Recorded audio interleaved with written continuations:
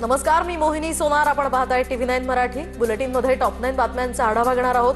सुरुवात करूयात काही राजकीय बातम्यांनी. सध्या कोकाटेंवर अटकेची टांगती तलवार आहेत, त्याच संदर्भातल्या टॉप 9 घडामोडी बघूयात. माणिकराव कोकाटेंच्या अडचणी वाढणार, कोणत्याही क्षणी अटकेची शक्यता. हायकोर्टाकडून शिक्षेच्या स्थगितीची याचिका या ठिकाणी सुनावणी घेण्यास नकार. शुक्रवारी सुनावणी होणार, तर जिल्हा सत्र न्यायालयाकडून शिक्षा कायम ठेवत अटकेचे दिले निर्देश. कोर्ट निकालाची प्रत आणल्यानंतर आता पुढील निर्णय घेऊ. कोकाटे प्रकरणामध्ये विधिमंडळ सचिवालयाची माहिती. तर सध्या हायकोर्टात कोकाटेंची जामिनासाठी याचिका. नाशिक पोलीस आजच वॉरंट घेऊन मुंबईला येण्याची शक्यता. धनंजय मुंडेंनी दिल्लीमध्ये अमित शहांची भेट घेतल्याची माहिती. मंत्री माणिकराव कोकाटेंवर अटकेची टांगती तलवार असताना दुसरीकडे धनंजय मुंडेंची दिल्लीवारी चर्चेत. धनंजय मुंडेंचं हायकमांड मुंबईत दिल्ली का आले माहिती नाही. वैयक्तिक कामासाठी दिल्लीत आले असावेत. खासदार तटकरेंचा मुंडेंना टोला. धनंजय मुंडे दिल्लीत आले याच्याबद्दल मला काही माहित नाही. माझा त्यांचा काही संपर्क झाला नाही. कारण आता मी सुद्धा इथूनच मुंबईला त्या ठिकाणी जायला निघणार असल्यामुळे जर काही त्यांचा संपर्क झाला तर मी जरूर त्यांना विचारेन त्यांचं दिल्लीचं येण्याच्या पाठीमागचं प्रयोजन नेमकं काय. कारण त्यांचं हायकमांड मुंबईत आहे.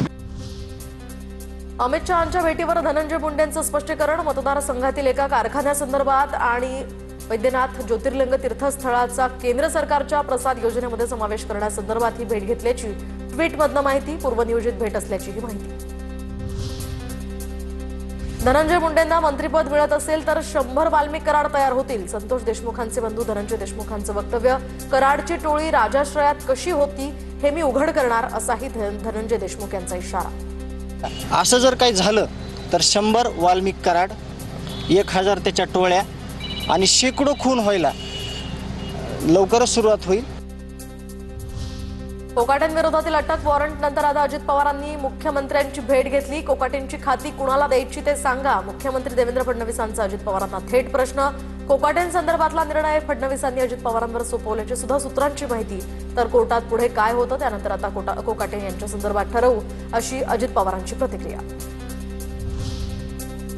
माणिकराव कोकाटे कायद्यानुसार आता आमदार राहू शकत नाहीत. सामाजिक कार्यकर्त्या अंजली दमानिया यांची प्रतिक्रिया. तर 2 वर्षी किंवा त्याहून अधिक वर्षांची शिक्षा झालेल्यांना हा कायदा लागू होतो.